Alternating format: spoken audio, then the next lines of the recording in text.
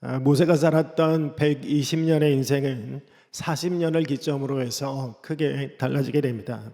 초반의 40년은 애굽의 왕자로서 남 부러울 것 없는 성공적인 삶을 살았던 인생이었죠.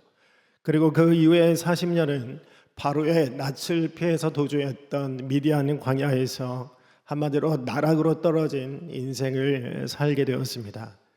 그리고 마지막 40년은 하나님의 부르심을 받고 이스라엘 민족의 지도자로서의 삶을 살게 되었는데요. 그 기점이 되었던 것이 바로 호렙산에서 불꽃으로 나타나신 하나님을 체험하게 되면서부터였습니다. C.S. 루이스가 쓴 고통의 문제라고 하는 책을 보면 모든 고등 종교에는 공통적으로 나타나는 종교의 첫 번째 요소가 있다고 합니다. 그것은 바로 신에 대한 초월적인 경험이라는 겁니다.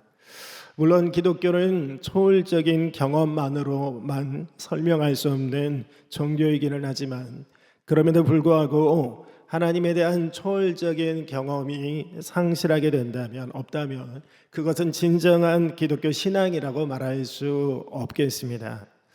만약 기독교가 윤리가 있고 사회적인 실천은 있지만 하나님에 대한 초월적인 감각과 체험과 경험을 상실하게 된다면 세상을 살릴 그 어떠한 능력도 함께 상실하게 될 겁니다.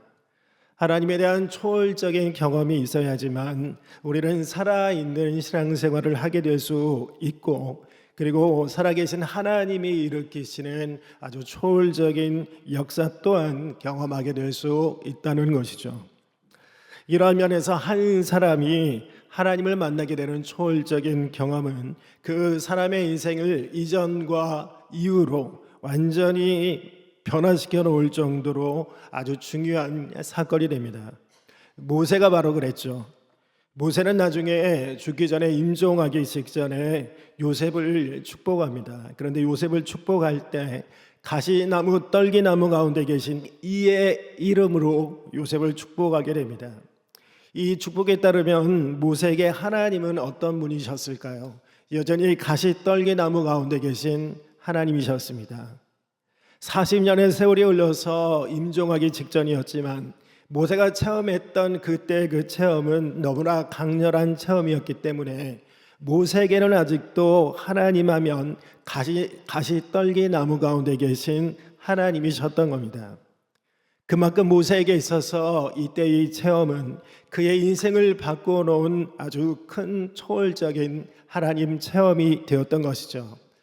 여러분들에게는 이러한 체험이 있는지 모르겠습니다. 아마도 있다면 그때 그 체험이 지금까지의 여러분들을 이 자리로 이끌어 오게 되는 것일 것이고, 없다면 있기를 소원하시는 분들이 되시기를 바랍니다.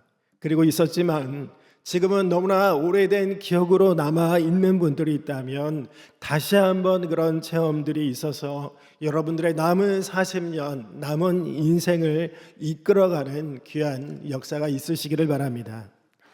오늘 크게 두 가지를 보려고 합니다. 첫 번째는 떨기나무 가운데 불꽃으로 나타나신 하나님입니다. 우리 한번 1절 말씀을 다 같이 읽어보도록 하겠습니다. 1절 말씀입니다. 모세가 그의 장인 미디안 제사장 이드로의 양떼를 치더니 그 떼를 광야 서쪽으로 인도하여 하나님의 산 호렙에 이르매. 모세가 애굽에서 도주하게 나와서 가게 되었던 땅은 미디안 땅이었는데요. 모세는 이곳에서 만났던 십보라와 결혼을 하게 됩니다. 그리고 이후에 40년 동안 그의 장인이었던 이드로의 양떼를 치면서 시간들을 보내게 되죠.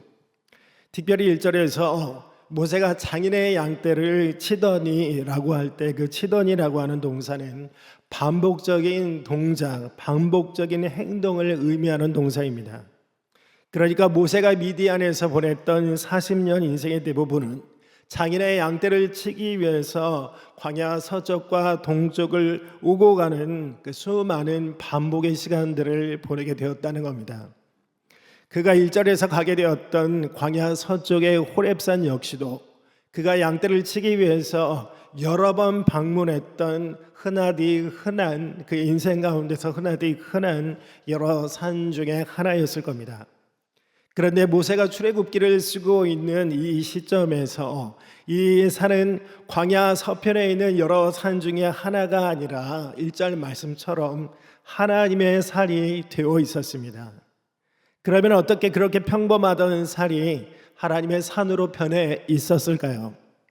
그것은 이곳에서 이루어졌던 하나님과의 특별한 만남 때문이었는데요. 모세는 그날 이곳에서 평소에 볼 수 없었던 아주 신기한 장면을 보게 되었던 겁니다. 우리 2절과 3절 말씀 함께 같이 읽어보겠습니다. 2절과 3절입니다. 여호와의 사자가 떨기나무 가운데로부터 나오는 불꽃 안에서 그에게 나타나시니라.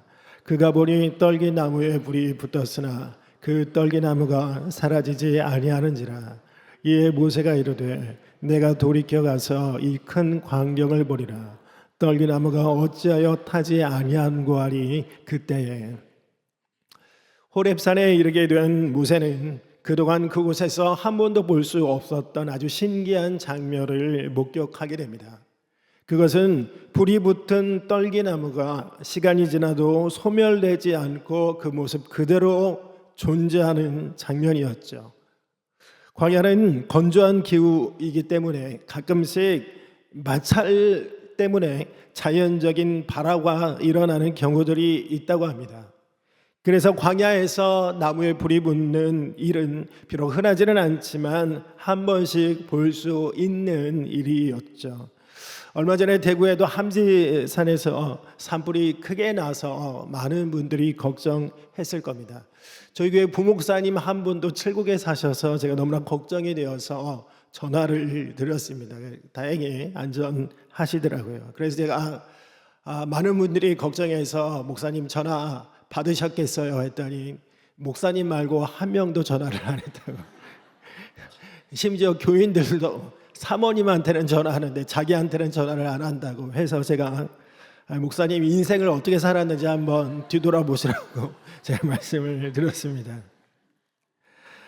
이렇게 광야에서 불이 붙는 일, 이런 흔하지는 않지만 일어날 수 있는 일이었죠. 그런데 모세가 이날 보게 되었던 장면은 아예 처음 보게 되었던 장면이었습니다. 불이 나무에 계속 붙어 있으면서도 나무가 타지 않고 그대로 있는 그 모습은 한 번도 보지 못한 신기한 장면이었던 겁니다. 물론 이 불은 2절과 4절이 이야기하는 것처럼 하나님의 임재를 나타내는 불이었습니다. 우리가 읽은 한글 성경에는 여호와의 사자가 떨기나무 가운데로부터 나오는 불꽃 안에서 나타났다라고 되어 있기는 하지만 원문으로 보면 불꽃 안에서가 아니라 불꽃으로 나타났다라고 되어 있습니다. 그래서 새번역 성경이나 공동번역 성경을 보면 여호와의 사자가 떨기나무 가운데서 불꽃으로 모세에게 나타났다라고 말하고 있습니다. 그리고 또 4절은 이때 불꽃으로 나타났던 여호와의 사자의 정체가 하나님이었다라고 분명히 말해주고 있죠. 한마디로 하나님은 이날 떨기나무 가운데서 불꽃으로 모세에게 나타났던 겁니다. 사실 성경을 보게 되면 하나님을 불로 묘사하는 곳이 많이 있습니다. 대표적으로 신명기 4장 24절을 보게 되면 모세는 하나님을 소멸하는 불이라고 이야기를 합니다. 그리고 신약인 히브리서 12장 29절을 보면 거기에도 히브리서 12장 29절에도 우리 하나님은 소멸하는 불이라고 이야기를 하면서 하나님의 은혜를 거역하는 자들을 향해 경고의 말씀을 주고 있습니다. 여러분, 이렇게 하나님은 소멸하는 불이십니다. 특히 하나님은 하나님을 대항하는 모든 자들을 태워서 사라지게 하는 그런 소멸하는 불인 거죠. 그런데 놀랍게도 여러분, 모세가 이날 떨기나무 가운데서 보게 되었던 불은 어떤 불이었을까요? 소멸하는 불이 아니었습니다. 왜냐하면 떨기나무에 불이 붙었지만 소멸되지 않고 그대로 계속해서 존재했기 때문이었죠.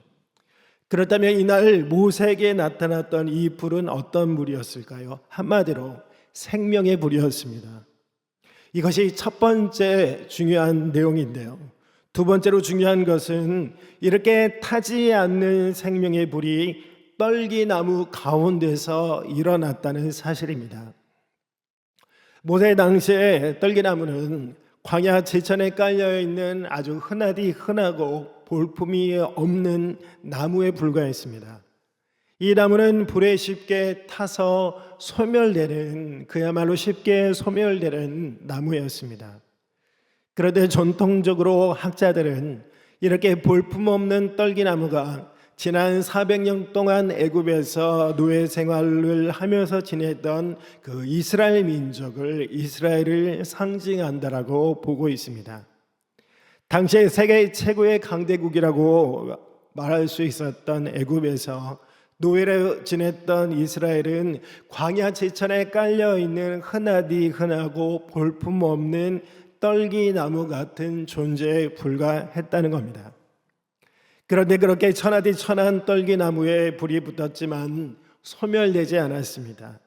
하나님은 이것을 통해서 모세에게 그리고 이스라엘에게 너희들이 불 가운데서도 보호함을 받을 거다라고 하는 사실을 분명히 보여주고 싶으셨다라는 거죠.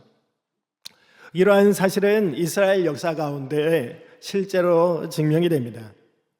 이사야 선지자는 이사야 43장 2절 말씀에서 내가 불 가운데로 지날 때에도 타지도 아니할 것이요 불꽃이 너를 사르지도 못할 것이다 라고 말을 했습니다.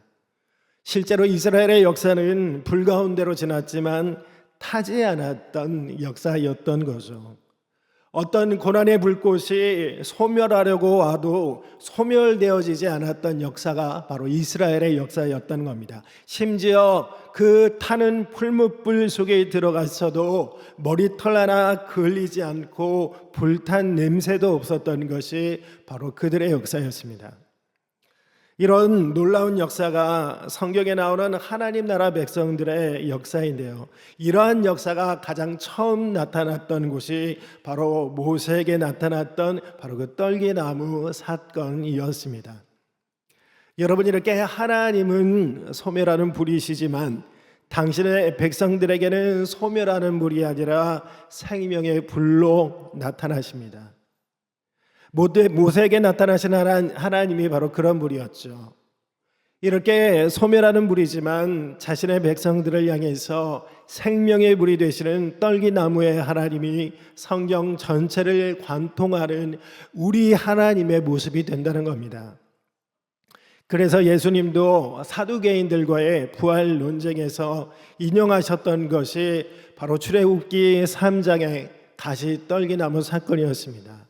누가복음 20장 37절 이하를 보게 되면 예수님은 모세도 가시떨기나무에 관한 글에서 주를 아브라함의 하나님이요 이삭의 하나님이요 야곱의 하나님이시라 칭하였나니 하나님은 죽은 자의 하나님이 아니요 살아있는 자의 하나님이시라 하나님에게는 모든 사람이 살았느니라 라고 말씀하셨습니다. 예수님은 사두개인들과 부활에 대한 논쟁이 붙게 되었죠. 이때 예수님이 하셨던 것은 가시떨기에 관한, 가시나무 떨기에 관한 모세의 글에서 하나님은 아브라함의 하나님, 이삭의 하나님, 야곱의 하나님이라고 말씀하셨습니다. 예수님이 출애굽기 3장 이 말씀을 인용하신 이유는 부활을 부정하는 사람들에게 하나님에게는 모든 사람들이 살아있다라는 것을 말씀하기 위해서였습니다. 하나님은 아브라함이 살아있을 때에는 아브라함의 하나님이고 아브라함이 죽은 뒤에는 이삭의 하나님이 되시는 것이 아니라 아브라함이 죽은 다음에도 여전히 아브라함의 하나님이 되신다는 것이었습니다. 비록 아브라함이 죽어서 오랜 세월이 흘렀어도 하나님께는 아브라함이 영원히 살아있는 존재였기 때문이었죠. 여러분, 이것이 바로 떨기나무 가운데서 불꽃으로 나타났던 하나님이 하고 싶은 말씀이었습니다. 하나님은 자기의 백성들에게는 생명의 하나님이고 그리고 부활의 하나님이라는 거죠. 저는 이 사실을 깨닫고 참 눈물이 났습니다. 때로 내 인생이 불과 같은 고난을 통과하기도 하지만 하나님은 나를 결코 소멸되게 하지 않는 생명의 하나님이라는 사실이 깨달아졌기 때문이었습니다. 비록 아브라함, 이삭, 야곱이 오래전에 죽었지만 하나님께 그들은 여전히 소멸되지 않고 살아있는 자들인 것처럼 소멸될 것 같은 그 고난의 물속을 지나가게 되더라도 하나님께 나는 여전히 소멸되지 않고 살아있는 자로 여겨질 것이다 라는 믿음이 생겼기 때문이었습니다. 여러분, 하나님은 소멸하는 분이십니다. 그러나 동시에 여러분들에게는 생명의 물이 되시고 부활의 불꽃이 되시는 그런 하나님이 되신다는 거죠. 아브라함, 이삭, 야곱이 하나님께는 여전히 살아있는 것처럼 하나님은 우리들이 어떤 고난의 불 가운데로 지나간다 하더라도 우리를 소멸되지 않게 해주실 겁니다. 그리고 당신의 살아있는 영원한 백성으로 살아가도록 주님은 역사해 주실 겁니다. 오늘 마지막으로 크게 두 번째는 신을 벗으라고 요구하시는 하나님입니다. 떨기나무에 불이 붙었지만 사라지지 않고 그대로 있었던 그 현상은 하나님이 누구인지를 보여주시는 강력한 현상이었습니다.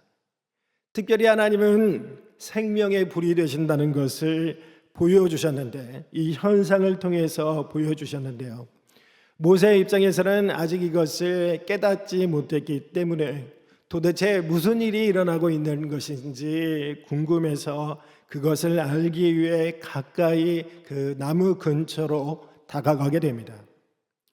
그리고 모세가 가까이 오고 있는 것을 보셨던 하나님은 그를 급하게 불러 세우시면서 모세에게 가까이 오지 말 것을 명령하시게 됩니다.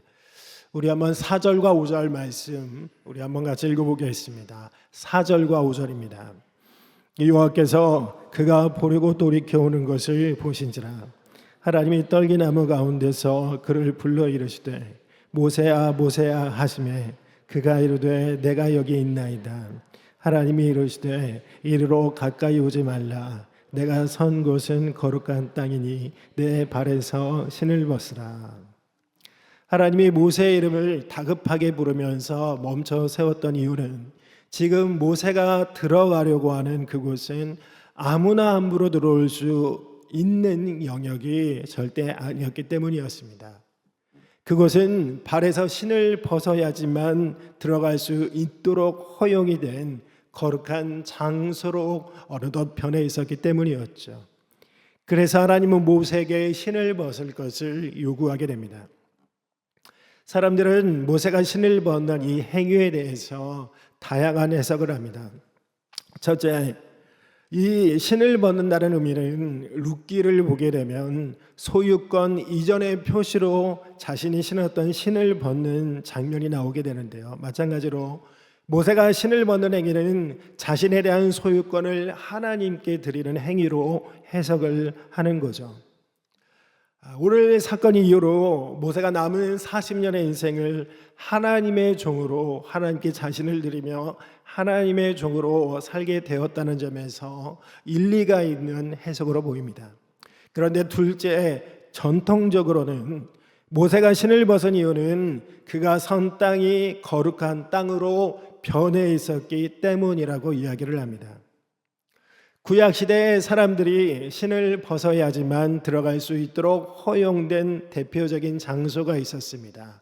바로 성전이었죠.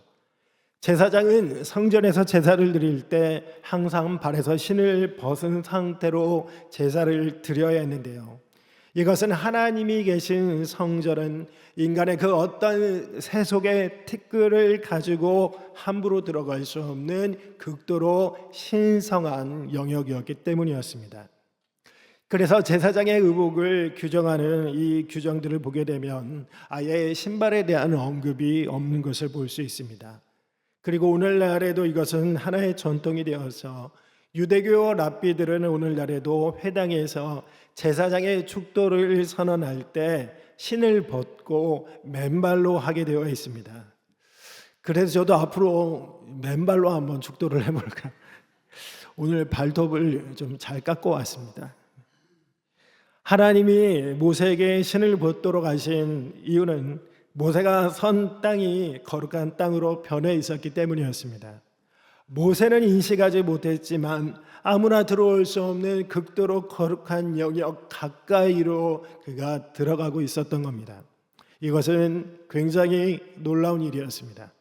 왜냐하면 모세가 서 있는 그곳은 지난 40년 동안 수없이 오고 가기를 반복했던 지극히 평범한 장소였기 때문이었죠. 그런데 그 평범했던 자리가 신을 벗어야지만 들어갈 수 있는 세상에서 가장 거룩한 장소로 변해 있었던 겁니다. 모세가 서 있는 곳은 온 우주로 치자면 눈에 보이지 않는 아주 한 작은 점에 불과한 장소였습니다. 그곳은 그가 있던 광활한 미디안 광야 속으로 볼 때 아주 작은 포인트에 불과한 지점이었습니다.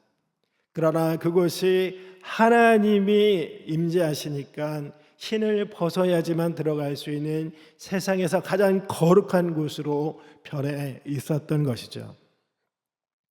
여러분, 우리가 살아가면서 매일 오고 가며 밟는 땅들은 하나님이 창조하신 이 광활한 우주 가운데서 볼 때 아주 작은 포인트에 불과할 겁니다. 그런데 만약 우리가 그러한 장소들 중에서 하나를 선별해서 하나님의 임재를 구하며 엎드리게 된다면 그것은 세상에서 가장 거룩하고 신성한 영역으로 변하게 됩니다. 저도 제 삶을 뒤돌아보면 저에게 있어서 가장 거룩한 장소 중에 하나는 제가 대학교 4학년을 보내면서 늘 기도하러 다녔던 학교 채플실이었습니다. 밤 10시가 제가 기도하는 시간이었는데요. 그 장소는 하루에도 많은 사람들이 오고 갔던 평범한 장소였습니다. 그런데 제가 그곳으로 가서 시간을 정해 하나님께 엎드려 저의 두 무릎이 그 지면에 닿는 순간 그곳은 언제나 하나님이 찾아오시는 거룩한 장소로 변해 있게 되었습니다. 그러니까 그곳은 저에게 있어서 하나님의 산이었던 거죠. 여러분, 저는 우리들 모두에게 이러한 하나님의 산이 하나씩 있어야 한다라고 생각을 합니다. 하나님의 산은 거창한 장소가 아니고 우리가 하나님 앞에 신을 벗고 우리의 맨발이 지면에 닿을 때 바로 그것이 세상에서 가장 거룩한 하나님의 산이 된다는 겁니다. 어떤 사람은 힘든 직장 생활 중에 매일마다 올라가는 그 옥상 계단이 하나님의 산이 될 수 있습니다. 그곳에서 마음의 신을 벗고 겸손히 무릎 꿇을 때 그곳은 하나님이 나를 다시 세우기 위해 찾아오시는 하나님의 산이 된다는 겁니다.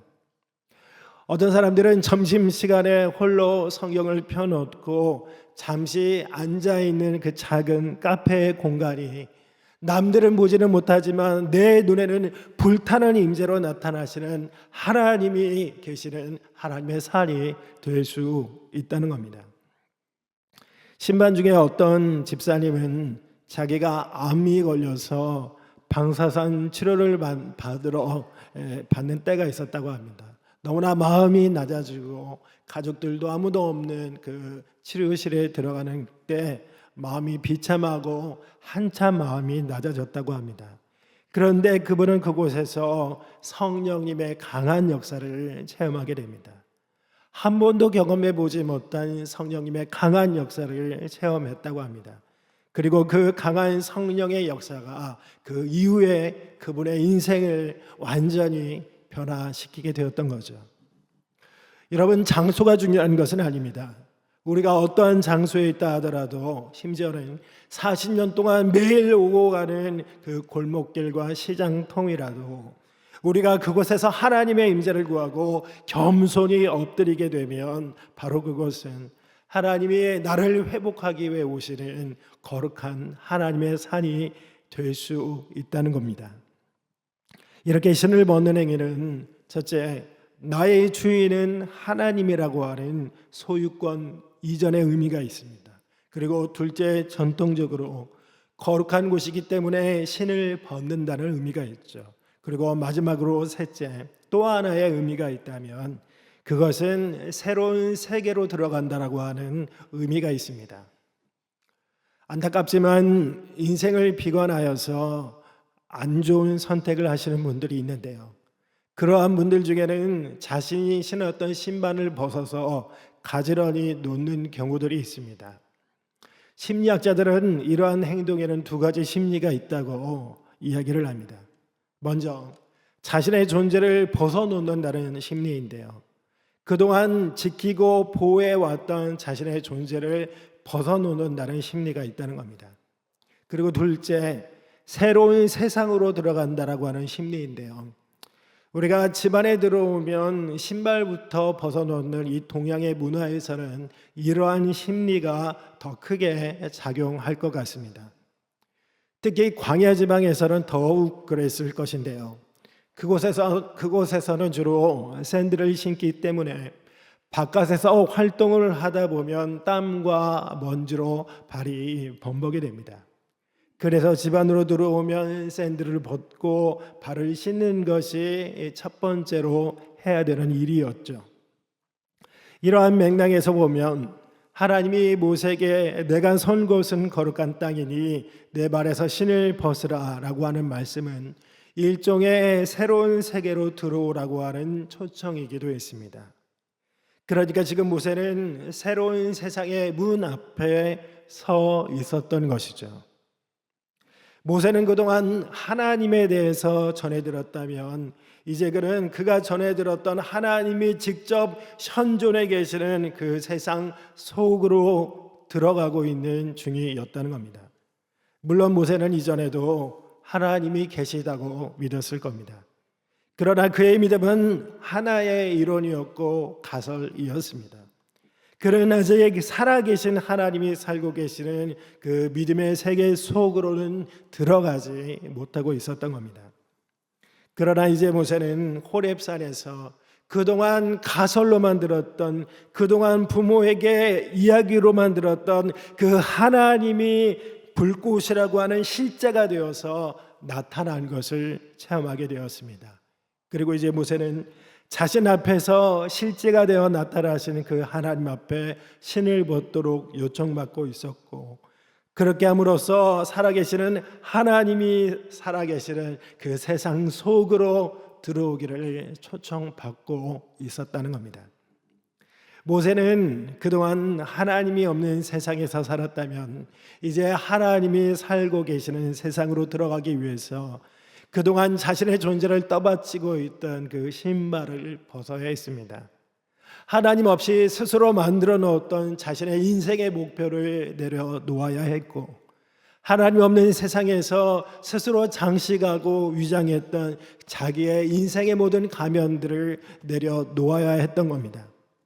그리고 그렇게 세상에서 신었던 신을 벗게 되었을 때 비로소 모세는 하나님이 살고 계시는 그 새로운 세상 속으로 들어갈 수 있게 되었습니다. 여러분들은 과연 그러한 세상 속으로 들어가셨습니까? 아니면 매번 그 문턱에서 신을 벗지 못해서 들어가지 못하고 있는 것은 아닙니까?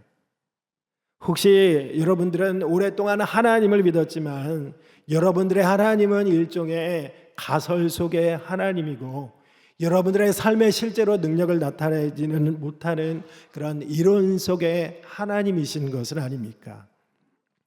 욥은 내가 전에는 주께 대하여 귀로 듣기만 하였지만 이제는 눈으로 주를 뵙게 되었다고 이야기를 합니다.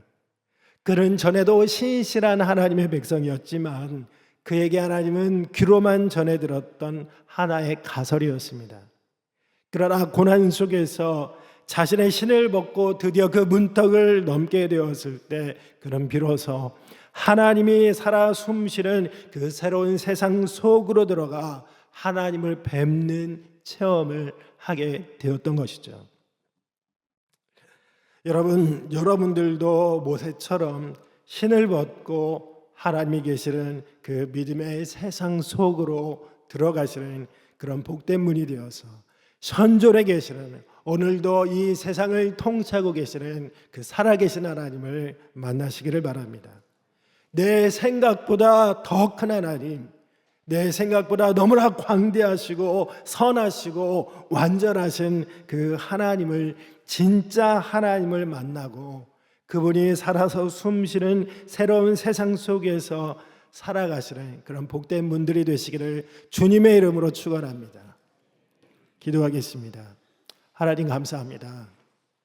하나님, 우리에게도 떨기나무 가운데서 나타났던 그 불꽃으로 나타났던 그 하나님 체험이 있기를 원합니다. 하나님은 생명의 불이십니다. 우리의 인생이 소멸되지 않게 하여 주시고 우리가 하나님께 영원히 살아있는 자가 되기를 원합니다.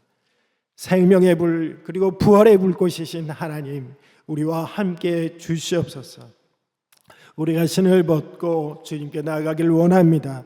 귀로만 들은 하나님이 아니라 살아 현존하시는 그 하나님을 매일매일 만나는 거룩한 백성들 될 수 있도록 인도해 주시옵소서. 예수님 이름으로 기도 올려옵나이다. 아멘.